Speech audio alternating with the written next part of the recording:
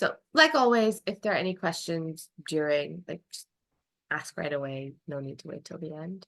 So we've actually talked a lot about qualitative research before because it pertained a lot to the work we did in workshop 5, which was like how to do interviews with guests and how to make interview schedules. So some of that part you'll all, already kind of be familiar with, but I'll just rehash it just in case.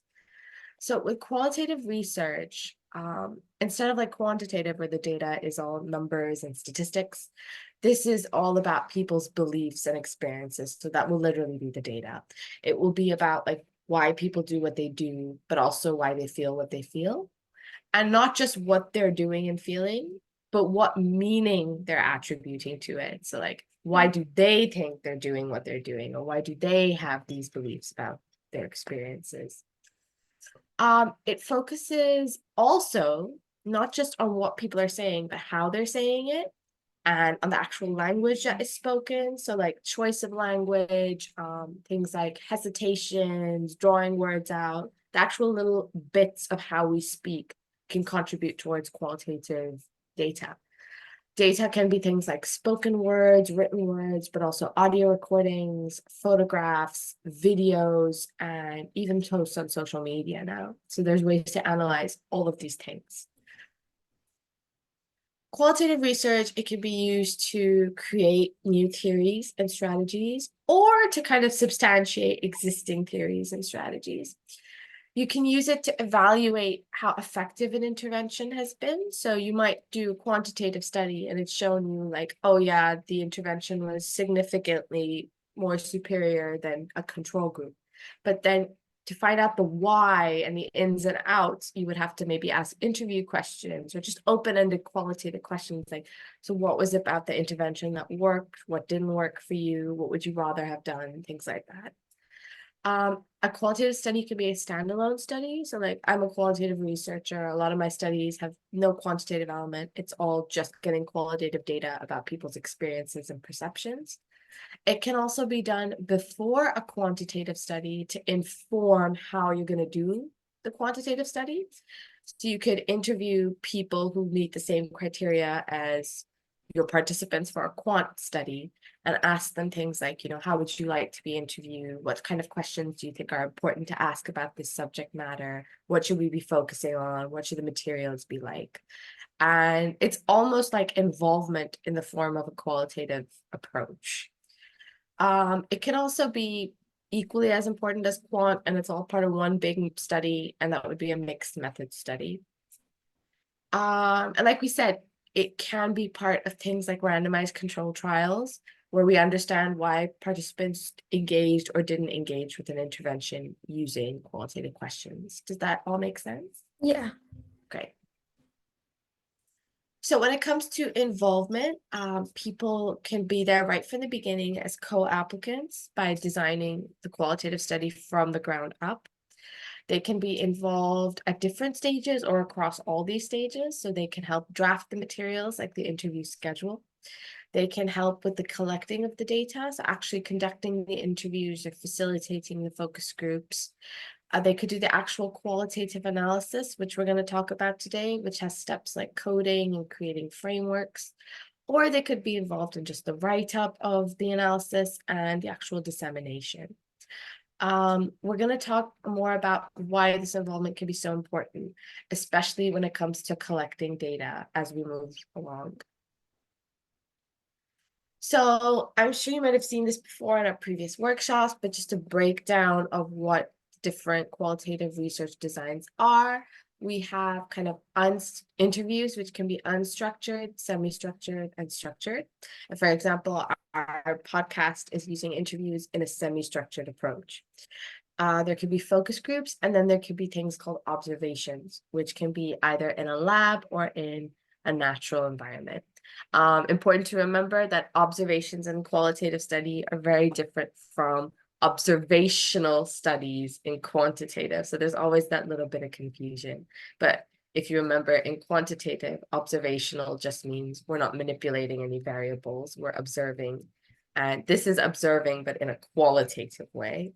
So it just depends on the kind of data you're kind of taking from it. Another important thing is Quantitative designs, you kind of have to plan before you actually do the research. Oh, sorry, Ashkan. I've had a message from Emma. I think you're Yeah, CC in it too. sorry. He won't be able to make it today, but I'll just send him the recording. So could you let him Yeah, know it's all right? yeah. So with quantitative designs, we have to plan it beforehand before we start collecting the data. With qualitative, it's something called an iterative process. It changes as we're collecting the data, and that's actually a mark of good qualitative research. It's because the best way to imagine this is you plan to interview, say, 25 participants.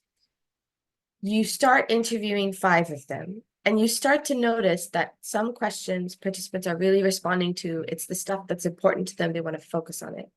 Some questions they're kind of like, that doesn't really matter, or that it's not really generating any discussion. And you realize, okay, this is clearly not the stuff I need to be focusing on.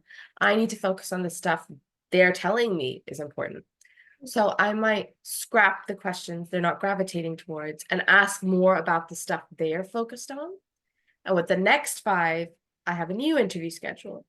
And I might keep changing my interview schedule after every 5, 6 participants to kind of gravitate towards what the participants are telling me to focus on. This is iterative. I'm continuously making changes. And we're going to come up to a concept called data saturation in a bit, which will show you why iterative is so important. But iterative process just means it's an ongoing changing process. It's not that you've established a method and it's going to be that same method the whole time. It's going to keep changing. Does that make sense? Yeah. So with interviews, I'll go over it briefly, but honestly, it's a lot of the same stuff we did in workshop 5. It's just a one-on-one process to explore or explain a phenomenon. So interviews can be unstructured, which is, it's honestly just like a conversation. It's an exploratory discussion where it's mostly the participant talking. There's no interview schedule. You just let the participants say whatever they want to say. And it's usually useful when the topic you're discussing is something that's been under researched. There's little known about it. So it's best to kind of just let the participant talk freely, and you can be very flexible.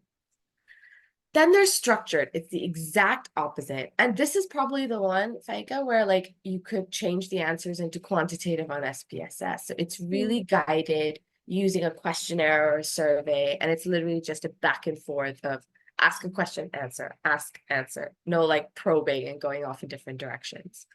And the interview will if a participant tends to kind of get off topic, the interviewer will immediately bring them back on topic in a nice, polite way. Semi-structured, which is the one that we're all familiar with and we're all doing, is a use of mostly open-ended questions, some closed, but mostly open, using interview schedules that allow for flexibility. So you have a list of questions that you'd like to explore, but you have prompts and there's the ability to ask a question, they answer, and you say things like, oh, could you tell me more about that? Or could you elaborate on that? You're asking for more detail.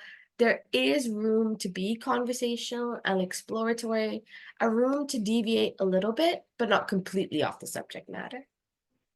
So it allows to, unstructured is like completely storytelling. Structured is no storytelling. Semi-structured is a little bit of stories, but on topic. So with interview schedules, again, it's a lot of the same in workshop 5. You have to be simple and easy to understand. They need to focus on what matters and the aims, and this is where involvement is useful. You have involvement members tell you that if this is your subject matter, these are the things you should be asking. We focus on the 5 W's, 1 H, who, what, when, where, why, and how. You have a nice balance of open-ended and close-ended questions. And we're focusing on behavior, experiences, feelings, and knowledge. And we're using lots of prompts. So we have our follow-up questions. We have our active listening from workshop 5, like probing and clarifying. And we have the constant comparative approach, which is that method I told you about when we're being iterative. Constant comparative means like we keep comparing a little bit of data we have to change our schedule and then do it again, do it again.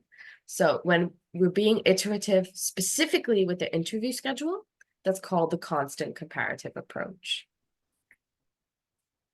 And then with interview strategies, we already talked about like all the active listening techniques that we know about. And you can see that the active listening techniques, they tend to prop up in the fancy words people use for qualitative research. So there's funneling, which is in an interview, you start on a broad topic and then work down to specific questions. So it kind of helps your participants see a big picture and then work to the specifics. But then we also use things like linking. So a participant might have said a previous comment earlier, and you say, okay, so when you said da da da, or back to when you said da da da, what did you mean by that? Or how does that play into what you've just told me? So that's a form of repetition from active listening. Then another word that's used in qualitative research is naive positioning, which is just a fancy way of saying that you as the researcher need to assume you're always naive. So always clarify if you're not sure what a participant has said. So always like, could you clarify what you meant by that? Or you could summarize it, but like, okay, so you've said this. Does this mean you meant this, this, this? Just to be sure you're on the same page. We have the follow-up questions, which is just probing. We have reassurance. So you reassure your interviewee with nonverbal cues like nodding and the minimal encouragement sounds and things like that. And then acknowledgement and understanding. So you as a researcher, you're trying to be very understanding of your participant, but you need to show it to them very obviously. And a really good way to do this, I find, is telling your participant right from the beginning that, listen, I know I'm the researcher, but today I'm here to learn. You're actually the expert of your own experience. You'd be surprised how people need to hear that before they believe it. So never go in assuming that they know they're the expert. Tell them you're the expert. So that means there's nothing you say that's right or wrong. It's literally your experience. And when you use things like frame of reference, so kind of using the words and the speech patterns that they use to describe things, it makes them feel more like the expert. Like, oh, see, I said this word and now the researcher is using it. That means they're learning from me. And that's really important. It helps build things like rapport, which is very important in interviewing. And I think rapport is the single most important thing with interviewing, especially when you're working with the so-called hard to reach population who actually might just have a distrust issue. If you build that rapport, they're going to like open up to you. And then with interviewing, we also have to have neutrality. And neutrality doesn't mean that you are neutral to the topic or the discussion. I think people get confused and they think they have to be super impartial during the whole thing. You're allowed to have an opinion about what the participant is telling you. Neutrality means you're not neutral to the discussion. You're neutral towards the participant. You're not going to judge what the participant says. They might say something really egregious. You can't get offended at that. But what it means is when they're telling you about their experience, and for example, they tell you like they were mistreated or they went through something really difficult, you don't have to respond neutrally like, oh, okay. You could say, oh my God, that's awful. I can't believe that happened to you. That helps build rapport. It feels really natural. And the person also feels like, okay, I'm not just talking to a wall. They also see what I'm going through. So you're not being judgmental of the participant, but you could be judgmental of things they may have gone through, and you could share the emotions the participant feels about the situation. And then confidentiality. So we always need to go into research assuming that participants didn't get past the first page of the information sheet. So they may never have gotten to the confidentiality section. And I've often found that to be the case. So you have to start interviews by letting them know that anything you say is between us, even though we're recording, only I'm going to hear it, or only me and my supervisor will hear it. Even when it's typed out, your name will actually not be there. Any identifying information you say, like places or other family members, like it's all going to be redacted. You'd be surprised how it just gets people to open up. And again, kind of giving them that permission to speak. You think, they're in an interview, they know that they have the permission, but no, they might think like, oh, you want quick answers. Letting them know like, please talk freely. I have all the time in the world. Say whatever you want to say. And do not dominate or trivialize. And it feels kind of obvious, but we might not realize we're doing it. So we might feel like if participants are really deviating, like, oh no, we have to stay on the topic, we might try to dominate the conversation. And it should never be that way. I think it should be a 70-30 split between how much the participant and the researcher talks.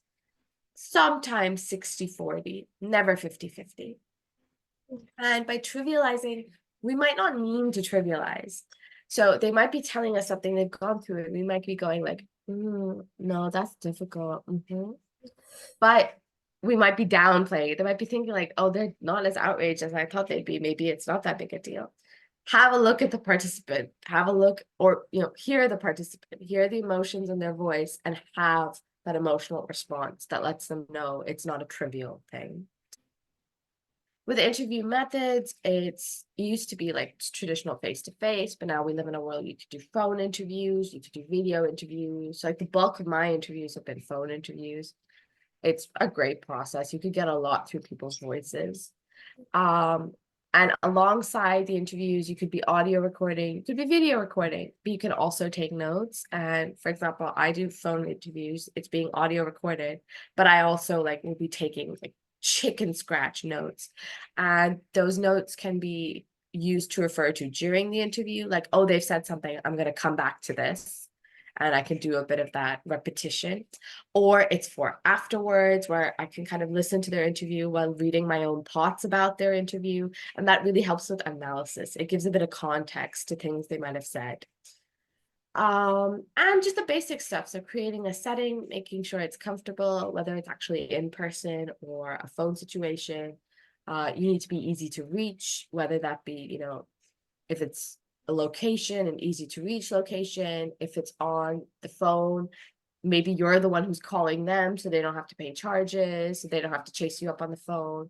If it's on video, making sure they're super familiar with the software, or have someone to set the software up for them. Do it based on their timing. So like if they need interviews in the evening or the night, do it then. Making sure that there are no interruptions or background noise on your end. You can't control the participant setting, but you can surely control yours. Then we have focus groups, which everyone just thinks of as like multiple interviews. And you use a lot of the same strategies that you would in interviewing, but it is a bit different. And that's why you're not an interviewer in a focus group, you're a facilitator. So a focus group is going to be a group of people with similar experiences or backgrounds coming together to discuss a particular topic. You are there to ask questions, but you're also there to facilitate the discussion, not just between you and the participants, but between the participants themselves. So you're helping them talk to each other as well. And we typically don't want more than 4 to 5 people in a focus group because one, it's really hard to then facilitate that because you have so many people, they all need a turn to speak.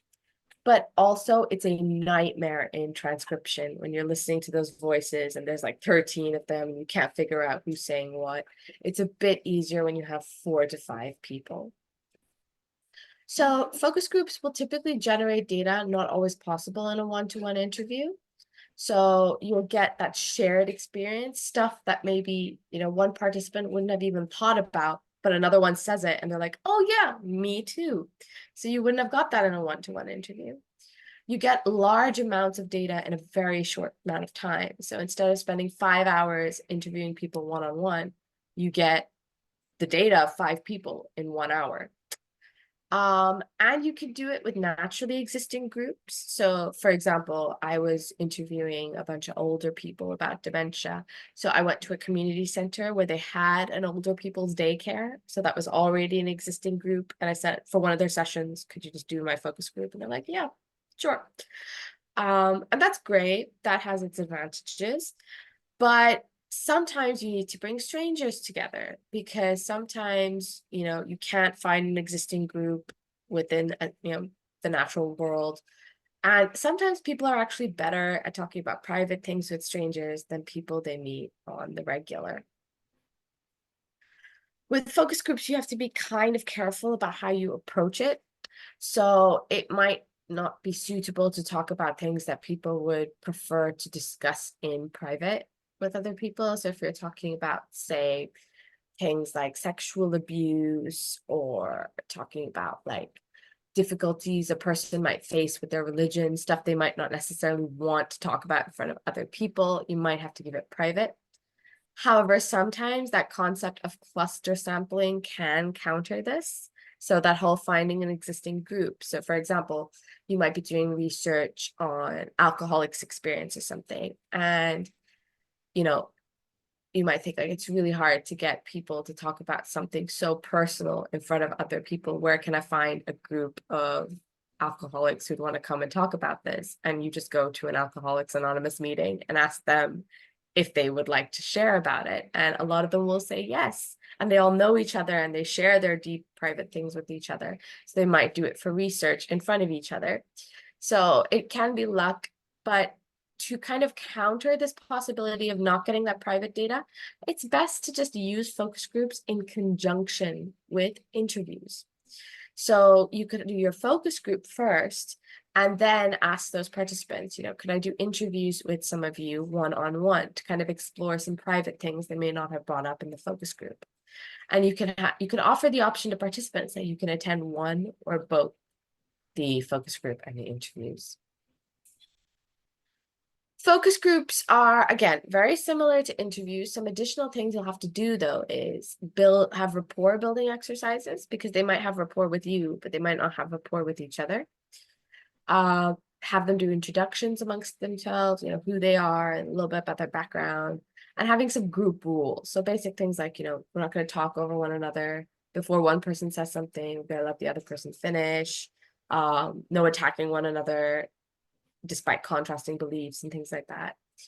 And you always offer individual debriefing afterwards. So it's not the same as an interview. It's that option for participants to come to you afterwards and, convey anything they want off the record, maybe make a complaint, or just kind of get something off their chest.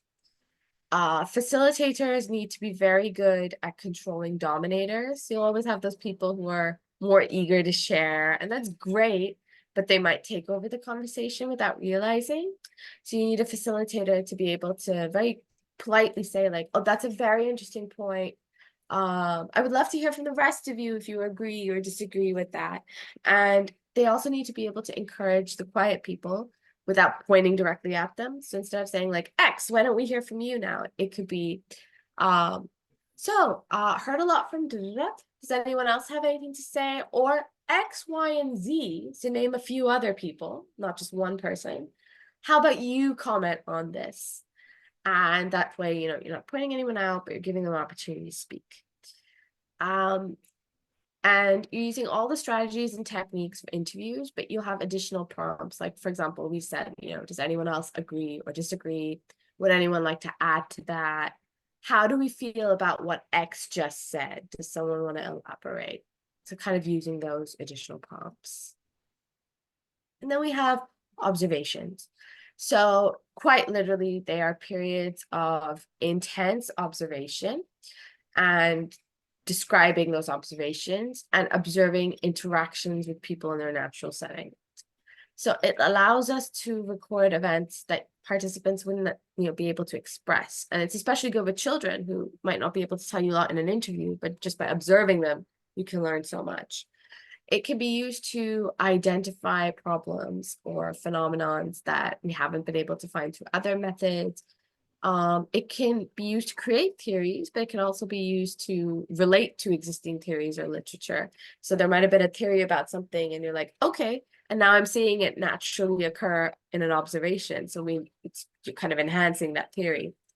And again, you can use it in conjunction with other methods. So you might do an interview and then go observe the participant, or vice versa. You might observe and then interview them about it. And then it can be lab-based or in a natural environment, which sounds weird because I've said that, an observation is about observing people in natural settings. How can it be natural setting if it's lab-based? What I mean by that is that you're observing how they naturally act, even if it's in a lab. So a really good example of that is the strange situation study by Mary Ainsworth. So do you know about that study? I was actually just thinking of that in my head. Yeah. Is it, I don't Yeah. know if that's the same one I'm thinking. Is it the one where they identified the types of relationship between the children and the mothers? Yep. Secure, insecure, and is Pure it and right? yeah. Yeah. So that's a very good example of it was an observation-based study. It was in a lab, so they created that little playroom and they had like somebody to come in and then mom walk out. But you were observing a natural action where the child, how they choose to respond. So it's not a natural environment, but it's a completely natural setting for them and a natural action. And it's an example of how observation gave us that whole theory of attachment. Mhm. And um afterwards they did follow up with like interviews with the mothers and everything to find out more about like their home life and stuff like that to kind of give context, like, and that's how they figured out like, okay, the reason the baby kind of did this, some moms were like they were at home, some weren't at home, the child learned from that, some were like working moms but they gave a lot of quality time so they were secure, some were stay at home moms but they were so busy doing all the chores they didn't have time with the baby and they were insecure. It kind of added context to what you wouldn't have seen beforehand. So yeah, a very good example of an observation-based study. So the stages in an observation study, first you have what's called systematic planning, which is you're identifying what needs to be researched because you have to plan so much around an observation. You have to be very clear about what you're planning to observe. You're going to use gatekeepers, service users, and involvement members to either get into the setting itself, so the natural environment, or to be able to accurately create the setting in a lab. You have to, have lots of meetings to establish relationship and rapport. Even though you're just going to be observing people, the researcher, for example, in the Mary Ainsworth study, had to get along really well with the mothers and make them feel really comfortable to be able to execute the study. And you have to plan what you're going to be recording and how. So for example, are you just going to be videotaping things? Are you going to be taking a lot of just your own notes of what you see? Or are you going to be doing something called coding instances? So you kind of list a bunch of things you expect to see or might see. And then once the event or whatever starts happening, you start ticking off whatever you do see, and whatever you didn't see, you would put an X next to it.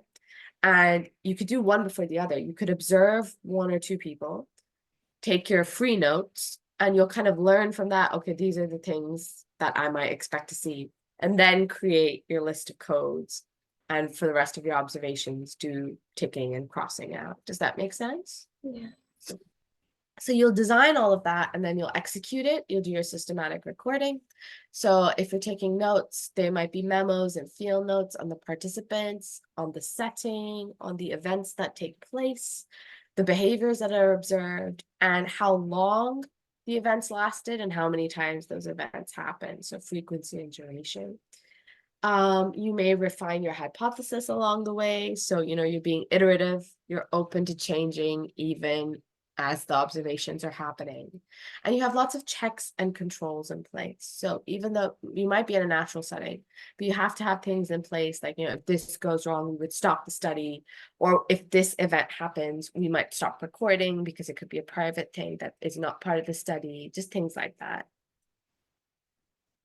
With all qualitative research, our approach to sampling is a bit different than in quantitative. So in quantitative, you try to get a lot of people because you want to represent the whole population. Your sample represents your population. You hope it does. And qualitative, we're not trying to represent a whole population. Our questions are usually so niche and focused on specific groups of people, so we're not interested. And therefore, we don't need to do any power calculations to determine a sample size. Whereas a quantitative study might need like 100 plus people, a qualitative study might be good with like 10, 15 people. And we use a very purposive approach. We have a very specific idea about who are the type of people we want to interview or do focus groups with. So we would recruit very much based on that criteria. It's not like quantitative where like, oh, get them anywhere you can, use, as wide as possible. We want to capture all perspectives and all of that. In qualitative, we want that niche specificity. because we have smaller numbers for qualitative, we can have deeper engagement with them. You know, if you had 100 interviews to do, you might only be able to give participants 15 minutes. But if I only have 15 participants, I could give them 2 hours per interview. I could do follow-ups with them. My resources would be better. You know, I could create better environments to interview them in and give them attention and follow up and debrief and all of that. And then in qualitative, your numbers are also dependent on the concept of saturation. So do you know about data saturation at all? It doesn't mean it gets to a point where it doesn't like differ or it's too much. Something to do with that. Yes. So it's this idea that eventually, no matter how many new participants you get, you're not going to get any new data. So if you've planned, for example, like I'm going to interview 30 participants and you interview all 30 and then you start analyzing them. And by interview 10, you realize, oh, they're starting to get repetitive. By interview 15, you're like, oh, I shouldn't have done 30 because now they're all just saying the same thing. And that's why, again, being iterative is so important. Doing, constantly going back is so important. So instead, we might do 5 interviews and we're changing the interview schedule, but we might realize by the 5th one, they're starting to get repetitive. By interview 10, we might realize they're not saying anything new. And that's where we might assume, oh, we've reached data saturation. The data is just going to keep being the same. You might do 5 more just to kind of double check. And by 15, you will know like, oh yeah, truly saturated. We can just stop. So yeah, that's the concept of data saturation. And that's why, again, small numbers make the most sense. The most common sampling types, which we learned from our sampling lecture, what they are. In qualitative, it's purposive and it's quota sampling and also snowball sampling, because the participants you interview, if they're very niche, will probably know those other niche people and they can pass the information on. So far we've covered qualitative research. Is there anything in it that's not making sense or anything you'd like to clarify? No, it's good so far. Makes sense. Okay. So now we're going to enter qualitative analysis.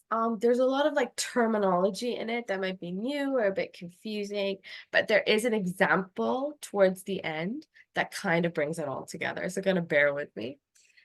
So with qualitative analysis, you're making sense of otherwise differing types of data, and you're picking out common ideas and recurring patterns. Let me just quickly correct patterns. So you have to kind of imagine it as, for example, you had 10 interviews, you have 10 transcripts. Each participant has a transcript. You're taking all that data and smushing it together and then reorganizing it. But instead of reorganizing it by participant and what each participant said, you're reorganizing it by ideas. So taking all the things different participants have said about one, idea or one pattern and putting it to one side, another idea. And that's what qualitative analysis is, rearranging everything into ideas. So there's this important concept in research called positivism. So positivism is this assumption that there is an unproblematic relationship between our perception of the world and the world itself. And we can systematically describe and explain the reality of the world. So quantitative thrives on that. It says like whatever study we do, if we make sure it's unbiased, it will accurately reflect reality. Our study will be reality. Qualitative is a direct challenge to this. It's this idea that there is reality, and then there's what people believe and experience, and there's the meaning they ascribe to that, why they believe and why they experience the things they do. And that thing can never be reality. It can be very close to reality, but it will never 100% be reality because people are biased. And this concept of reflexivity, I will come up to it. It's a challenge towards positivism. It's a challenge towards this idea that science needs to 100% reflect reality. So qualitative analysis can focus on 2 things. It can focus on the actual language that is used. So when people talk about something, how they actually say it, are they very hesitant? Do they talk fast? The patterns of the speech, everything that is about how they're saying it. And the type of analysis that would analyze that is called discourse analysis. The other type of qualitative analysis is that which focuses on the things the participant is saying. So not how they're saying it, but what they're actually saying and what meaning they ascribe to that. And the different types of analysis that focus on that are things like thematic analysis, grounded theory, and interpretive phenomenological analysis. So today we're going to focus primarily on thematic analysis, which is by no means like not an important form of analysis. It is one of the easiest to learn, but it's still very scientifically grounded. And it is actually the basis for most qualitative analysis. So there is thematic analysis, and then all the other kind of analysis is built on the foundations of thematic analysis. It's a lot of the same methodology.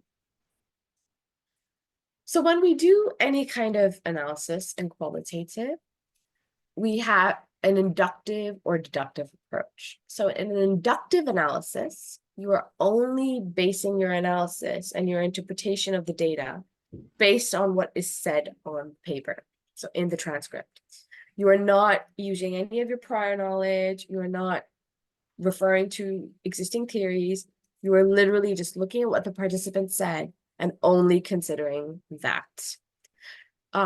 This can be really useful for when you're trying to create a new theory. So the grounded theory approach is very inductive. You're only using what the participant has said in your analysis. In deductive, your analysis can be guided by existing theories and frameworks. So as you're analyzing the data, you can look at what people have said and be like, okay, this is kind of like from that theory, this concept is coming up. So, okay, this is the same as that concept.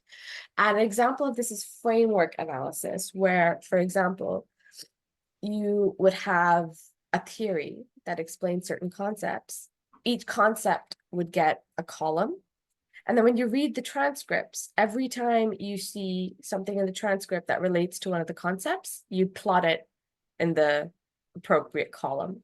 And eventually you'll have this framework where each column expresses a concept from the theory, and it's full of quotes from different participants that have mentioned that concept or supported that concept. So does that kind of make sense? Now, analysis is never usually one or the other. You will nearly always have a combination of inductive and deductive approaches. And usually what will happen is you'll start inductive, where you're going in with a very clear mind and only focusing on what the participant is saying. But eventually, as you start grouping ideas together, you'll become more deductive and start relating it to existing theories and previous literature and stuff like that. So thematic analysis is one of those forms of analysis that can be both inductive and deductive. It is the most common method of analysis used, and it's this idea where we take transcripts and when we group all the data into different ideas, we call those ideas themes. So researchers will start off by a familiarization process, which is just reading and then rereading the data. So you're not writing your notes on anything, you're literally just reading it so that you get an understanding for the participant. Even if you were the one who conducted the interviews, reading the transcript again kind of maybe brings back things that you don't remember in the interview, and then you read it again like, oh yeah, they talked about this too, and you get really familiar with the transcript. Then you start going over each transcript and you do something called coding, which I'll explain in more detail. But this is where you start searching for those ideas and noting down what those ideas are. So an idea a participant has brought up, and you start looking for patterns like, oh, participant 1 brought up this idea, but so did participant 2. Participant 3 has said something completely opposite to this idea, but maybe there's a reason for that. And then you're kind of looking for those patterns. And finally, you do the thematic portion, which is that you have all these ideas or codes. You start grouping related codes together and you turn them into superordinate codes. And then finally, you group like lots of related codes together and they'll become the themes. So an example that I'm going to show you in a bit will explain that really well. When you're doing your actual coding, and what coding is literally you see a sentence and you kind of write your own thoughts about it. Like, okay, I think this sentence is saying this, or this sentence is describing this. You can have semantic coding, where you read the sentences and you take the words very literally and explicitly. You're not looking for deeper meaning. You just read what the sentence says and you take it for what it is. Or you do latent coding, which is you look for meaning and implications behind what the person has said. You think about the subtext and the assumptions. So I'll give you an example. I was doing an interview with somebody who was talking about trying to get help for a loved one with dementia from the GP and trying to convince the GP that they need a referral to a specialist. And they said that you have to come prepared if you want help. You have to already know what you need before the appointment. So looking at this quote alone, if we wanted to semantically code it, we have to look explicitly at what they've said. And a code for this could be, the only way to get help is to prepare in advance of appointment. So it's an idea. The only way someone can get help from a GP is if they prepare in advance. And then I would look through all the other transcripts and see like, oh, is a similar quote coming up with the same idea? Latent coding, I kind of look a bit deeper beyond the quote. I'm not looking at other ideas. I'm being inductive. I'm only looking at the transcript, but I might look at what they said before, what they said after, what I know about the participant. And I could get things like, there is struggle before you even get to the appointment. It's not said in the quote, but the idea is being expressed. I'm reading between the lines. And then there's the risk of not receiving help if you're not aware of what is wrong with you or what testing is needed. So even though the person hasn't said, I'm at a risk of not receiving help, I can kind of interpret that from this quote, that you are at risk of not receiving help.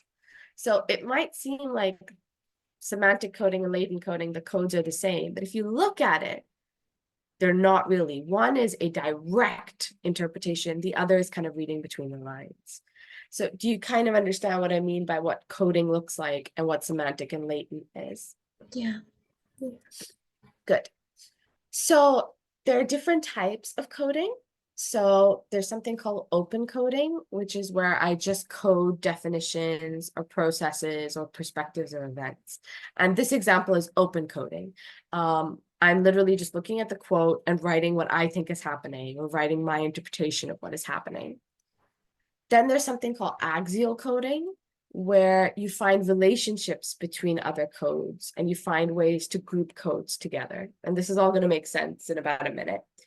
So it might be how one code impacts another code or comparisons between two codes. And then you have selective coding, which is like you code some interviews and you start seeing like some codes keep coming up. So you create a list of those codes, and that's called a code book, that list of your codes. And then you look through the rest of your transcripts, only keeping those codes in mind. So you stopped open coding. You stopped coding everything with your own definitions. You're only finding ideas that express the codes you have. Does that kind of make sense? So these are the different types of coding, and they happen across different levels or stages of coding. So your first level of coding is very open coding. You're reading that, this is after familiarizing yourself with the transcript. You read the transcript and you're just putting your ideas, your definitions with each sentence, you're describing what's happening. Your second level of coding is axial coding. You start looking at your ideas, start grouping those related descriptions, and you start grouping them and making a new code that describes this collections of codes. You have some mild interpretation here. You might start to say, and I think this is why this is happening. Then you have your third level of coding. This is very much all axial coding. You're grouping codes again into, your number of codes is going down. The ideas are being grouped together even more. You have superordinate codes. You're interpreting even more now. You're really reading between the lines. You're creating all sorts of ideas for how these codes can be related. And now you start becoming more deductive. You start looking at existing theories and saying, this is why I think this code and this code and this code are all related. And this is the relationship between them. And then you have your thematic analysis. You group these final codes into what you call a theme. And typically you'll have about 3 to 4 themes, and you'll write up a description of what that theme is with lots of quotes to support it. So I'll give you a real life example. This is a quote from an interview that was done with men regarding body image. So, and it was from men who came from kind of difficult backgrounds where they may have suffered abuse. So the quote was, whenever I feel down about my weight, I make myself some comfort food or nip to the shops and buy crisps, biscuits, or cake. I indulge myself in this pleasure, but regret it afterwards. So in your first level of coding, it's mostly semantic coding, so reading the sentences for what they actually are, not kind of reading between the lines. It's mostly inductive. We're only paying attention to the transcript. We're not thinking about past knowledge or theories.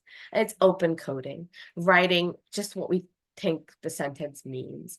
So you could see for the first sentence, whenever I feel down about my weight, they've coded it as concern over weight.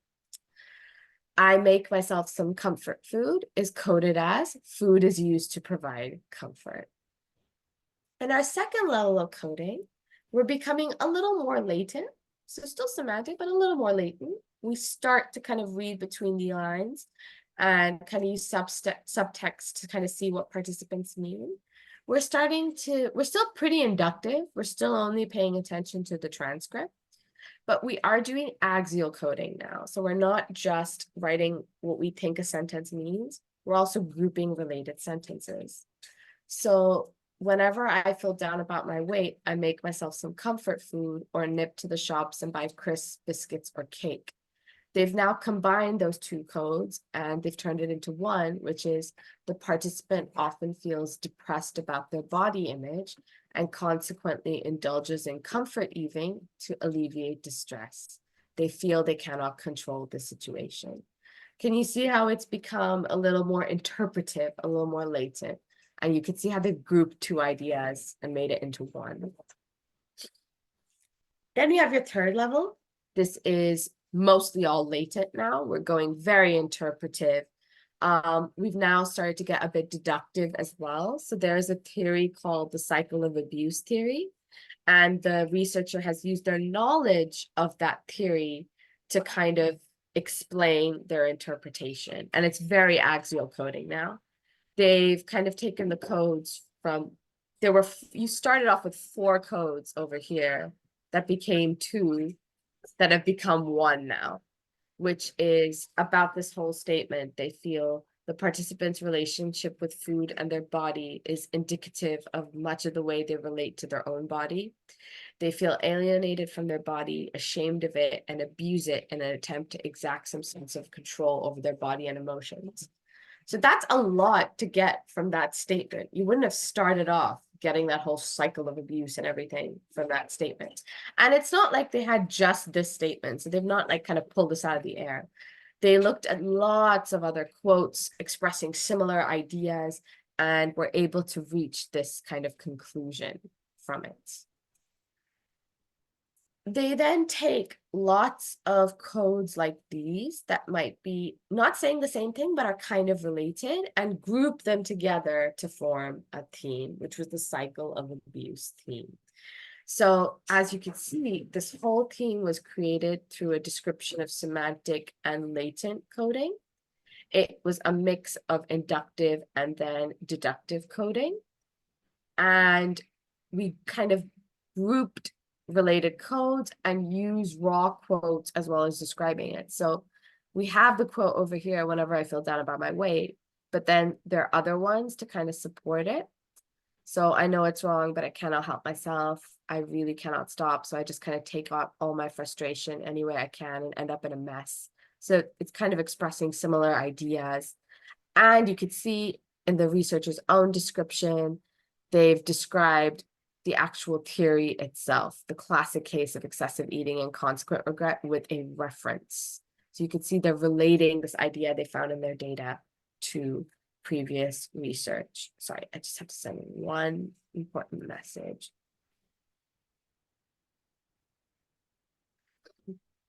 So does that all make sense in terms of analysis? Has it all kind of come together and you understand the terms now that you've seen the example? Yeah, it's really interesting actually how you kind of like can form an opinion, like a conclusion at the end, and come up with a whole new theory even sometimes linking It's these really things. interesting Yeah. actually, and it is a process. that people try to say it's not very scientific, but I think in its own way, it is very systematic and scientific. Yeah, definitely. Okay, so then there's a lot of argument about, and it relates to that positivist approach of like, oh, what we do needs to express reality, which is that should you have one person coding or multiple people coding? So in like really big scale studies, where you have maybe 30 participants who've had multiple interviews each, we sometimes like to have multiple coders just because there's such sheer volume of data that not one person can do all of it. So they'll go and code their data independently and then come together and kind of share and cluster the codes. They'll remove duplicate codes or say like, oh yeah, we all have these codes, so that must mean it's an important concept. They'll talk about creating relationships between those codes, share alternate explanations and interpretations. They might also have disagreements, like one person might have coded one thing, one person might have coded the exact opposite. And they'll have a disagreement about that. And they might come up with new ideas just through this conversation. So multiple coders can be great in that way. But they're not always necessary. A good study doesn't have to be multiple coders. And that's where the concept of reflexivity is important. So I'll tell you what reflexivity is. So qualitative research doesn't have validity the same way quantitative does. So in quantitative, a study is valid if it actually studied what it aimed to study. In qualitative, we ask, is it reflecting reality? So kind of going towards that positivist approach. Is it reflecting reality? Now, the thing is, this is where reflexivity comes in. It's where the researcher acknowledges that not only is the participant biased because it's their experiences and stuff, but the researcher also has a role where they influence the data and they influence how they interpret this data based on their role in the research, their knowledge of the subject matter, their own biases and assumptions and impact on this. So, and this is where involvement members can be very important. So if someone who's doing the interview is also someone who is like the participant and shares those characteristics, they are more likely able to interpret the data in the way the participant intends for it to be interpreted. They can express the same meaning. In reflexivity, usually this means that a researcher will have a whole paragraph, in their thesis or their paper, where they say, like, I have these characteristics that may have caused bias, and I'm acknowledging that. And that's important. And it's a direct kind of clash to positivism, which is like, I'm trying to get as close to reality as possible. Might get kind of overlap, but I will never completely overlap. Multiple coders can be a way to reflect reality to get validity. Like, oh, if multiple people are saying the same thing, that must be close to reality. So, but another way you could do it is triangulation of data, which is combining multiple forms of data.